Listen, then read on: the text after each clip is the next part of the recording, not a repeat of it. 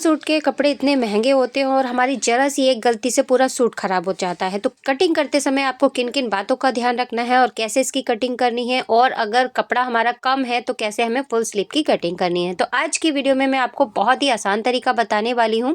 तो ये देखिए, मेरे पास हैं 2 गरम सूट और आज मैं इसमें से एक सूट की कटिंग करूँगी और उसकी कटिंग आपको डिटेल में बताऊँगी। तो वीडियो को आप पूरा देखिएगा। बहुत ही आसान तरीके से हम इसकी कटिंग करना सीखेंगे। कहाँ पर आपको शोल्डर को डाउन करना है, कहाँ पर आपको आर्म होल में सही से परफेक्ट फिटिंग देनी है, कितना आपको शोल्डर स्लॉप देना है, सब कुछ आपको मैं बताऊंगी इसी वीडियो में। तो ये रहा सूट और ये है हमारी सलवार। इसकी कटिंग की वीडियो मैंने पहले ही चैनल पर अपलोड कर दी है, तो आप जाकर वीडियो को देख सकते हैं अगर उसकी डिटेल वीडियो आपको देखनी है। तो यहाँ देखिए, कपड़े को हमें सबसे पहले फोल्ड करना है। तो हमारी यहाँ पर गले की जो कढ़ाई होती है ना, इसी को ध्यान में रख के कटिंग करनी होती है। अब वुलन वाले जो सूट होते हैं, इसमें गला हमारा बहुत ही ज़्यादा बड़ा होता है, लगभग किसी किसी सूट में 8 से 8.5 इंच तक भी होता है। तो यहाँ पर हमें इसकी लंबाई को गले की देखते हुए निशान लगाना होता है। तो देखिए, यहाँ पर जो मेरा मेजरमेंट है गले का, वो 7 इंची हमारा गला तैयार होगा। अब गले की साइड से हमें जितना तैयार गला रखना है, उसमें आधा इंची प्लस करते हुए सिलाई का मार्जिन लेते हुए हमें इस पर मार्किंग करनी है। तो देखिए, 7 इंची का हम गला तैयार रखेंगे, तो आधा इंची मैंने ऊपर मार्जिन लेते हुए इस तरह से निशान लगा दिया है। इसी निशान के नीचे हम पहला जो निशान लगाएंगे वो लगाएंगे लंबाई का।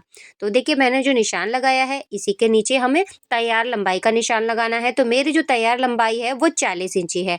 आपका जो भी साइज हो आप उस हिसाब से इसमें मार्किंग कर सकते हैं। प्लस इसमें 2 इंची नीचे मैंने फोल्ड के लिए लिया है, क्योंकि हम इसको तुरपाई वाला बना रहे हैं। अब देखिए, इसमें प्रिंट हमारा सामने की तरफ से दिख रहा है और बैक साइड से हमारा कुछ इस तरह से है। तो अब हम इसको इस तरह से डबल में फोल्ड करेंगे। गले पे जो हमारी डिज़ाइन दे रखी है ना, इसको हमें बीच सेंटर पे मिलाते हुए इस तरह से सेट करना है। तो आपको सबसे पहले इस चीज़ का ध्यान रखना है कि प्रिंट को हमें बीच सेंटर से मिलाते हुए सेट करना है, कपड़े को इस तरह से बराबर मिलाना है। फ्रेंड्स, अगर आप चैनल पर पहली बार आए हैं तो चैनल को सब्सक्राइब कीजिएगा और वीडियो को पूरा देखिएगा। कोई सवाल हो, सुझाव हो तो आप मुझे कमेंट पे पूछ सकते हैं। हर एक चीज़ मैं आपको यहाँ पर स्टेप बाय स्टेप समझा रही हूँ।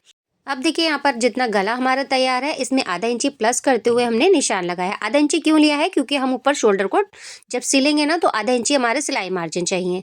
अब टोटल हमारी यहाँ पर लेंथ है 40 इंची, तो हम एक निशान लगाएंगे 40 इंची पे, दूसरा निशान लगाएंगे हम 2 इंची पे। तो ये हमारा फोल्डिंग वाला रहेगा, ये हमारा कटिंग वाला रहेगा। अब देखिए, इस वाली लाइन को हम सीधा करेंगे, यहीं से हम इसकी कटिंग कर देंगे, क्योंकि फ्रंट पार्ट हम अलग कट करेंगे और बैक पार्ट अलग। हमारी ये जो कपड़ा है, इसमें प्रिंट हमारा एक ही डायरेक्शन में है, यानी कि ऊपर के साइड में, तो हम दोनों पार्ट अलग अलग कट करेंगे। तो चलिए, मैं यहाँ से इसको कट कर लेती हूँ और फिर हम इस पे मार्किंग करेंगे। तो यहाँ देखिए, हमारा ये पार्ट कट हो चुका है और अब हम यहाँ पर शोल्डर जो है उसकी मार्किंग करेंगे। तो मैं इसको बना रही हूँ कॉलर वाला। फुल शोल्डर हमारे यहाँ पर 16 इंची है। तो देखिए, सबसे पहले एक सीधी लाइन को ड्रॉ करेंगे और शोल्डर हमने यहाँ पर 16 का हाफ लिया है। अब देखिए, शोल्डर हमने हाफ ले लिया है। इसके बाद में देखिए, यहाँ पर इस तरह से एक मार्किंग करेंगे, तो हम निशान लगाएंगे यहाँ पर 8 इंची का।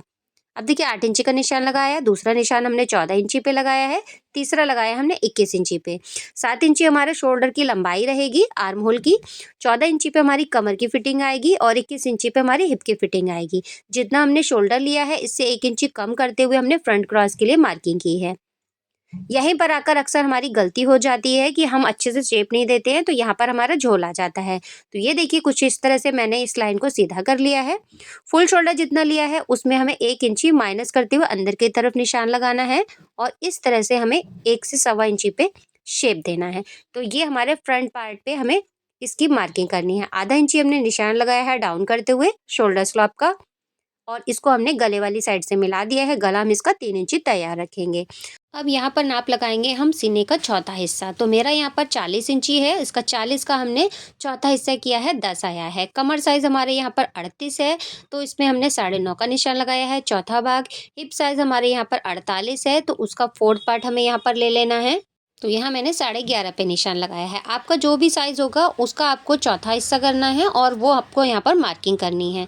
अब देखिए, यहाँ पर 1.5 इंची का इस तरह से एक्स्ट्रा मार्जिन लेना है, जो कि हमारा कटिंग वाला मार्किंग रहेगी। तो जो हमने पहले लगाया था, ये हमारा फिटिंग वाला रहेगा और ये हमारा कटिंग वाला रहेगा, और कुछ इस तरह से इस मार्किंग को मिला देना है।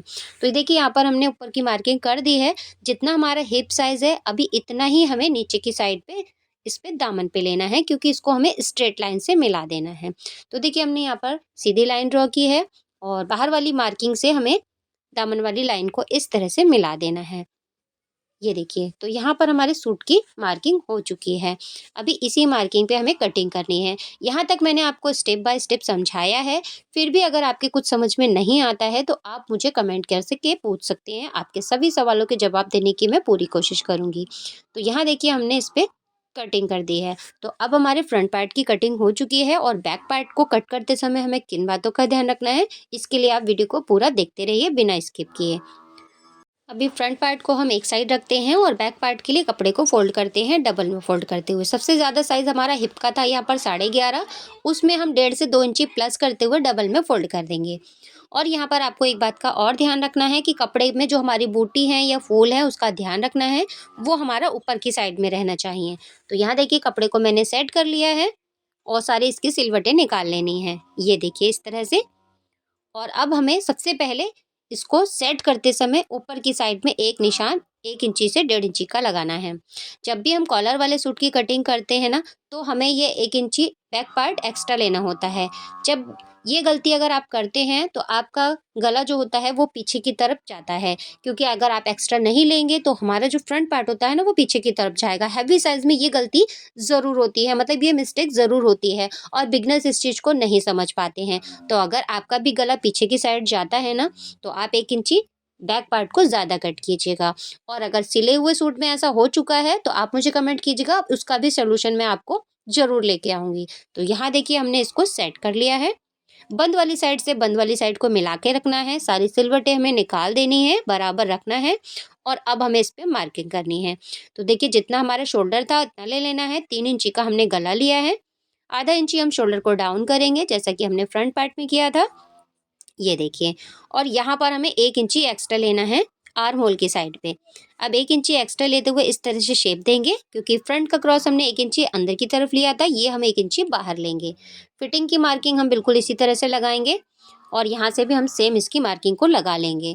अभी इसी मार्किंग पे हम इसकी कटिंग कर लेंगे और यहाँ पर मैंने हर एक चीज़ आपको स्टेप बाय स्टेप समझाई है। कोई भी आपका सवाल हो या सुझाव हो, कुछ भी चीज़ आपको समझ में नहीं आई है तो आप मुझे कमेंट करके पूछ सकते हैं। आपके सभी सवालों का जवाब देने की मैं पूरी कोशिश करूँगी।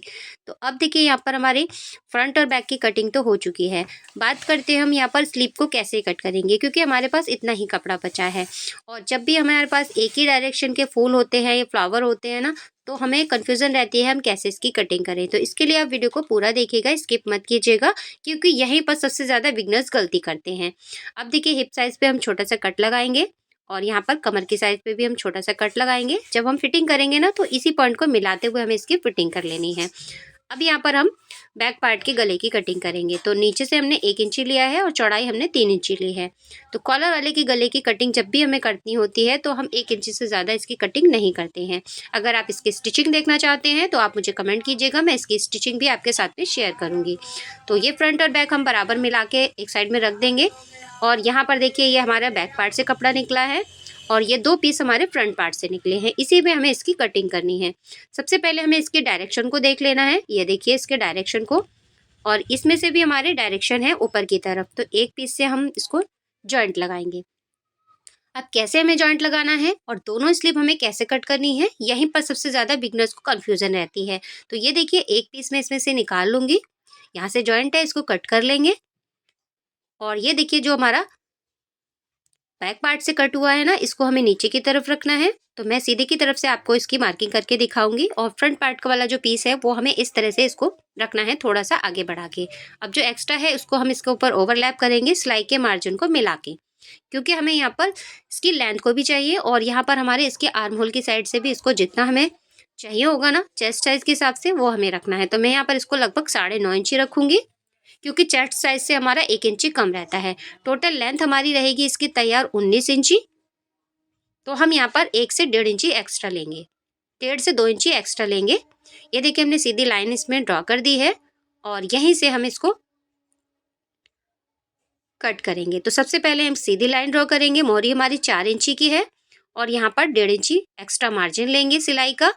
ऊपर की साइड से एक सीधी लाइन ड्रॉ करेंगे इस तरह से देखिए, और ये जॉइंट जो रहेगा वो ना हमारा बैक साइड में रहेगा।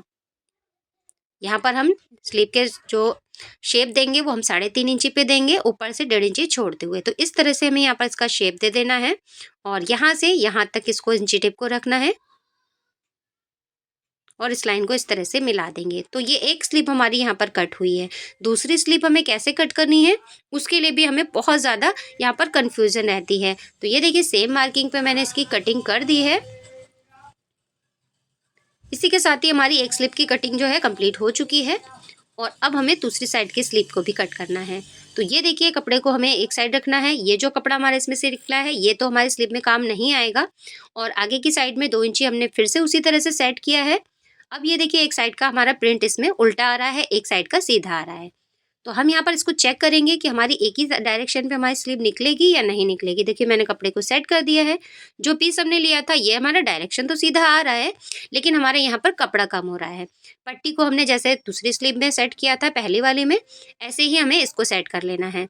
तो अब देखिए इधर की साइड से जहाँ से हमारा आर्म होल निकला है ना, ये पट्टी हमारी यहाँ पर उल्टी आ रही है क्योंकि इसके फोल्ड हमारे उल्टी साइड में जा रहे हैं। यहाँ से रखेंगे तो देखिए स्लीव की लेंथ तो निकल रही है, लेकिन आर्म होल की साइड से हमारी स्लीव की लेंथ यहाँ पर कम पड़ रहा है कपड़ा यानी कि जॉइंट के लिए, तो हमें ज़्यादा जोड़ लगाने पड़ेंगे।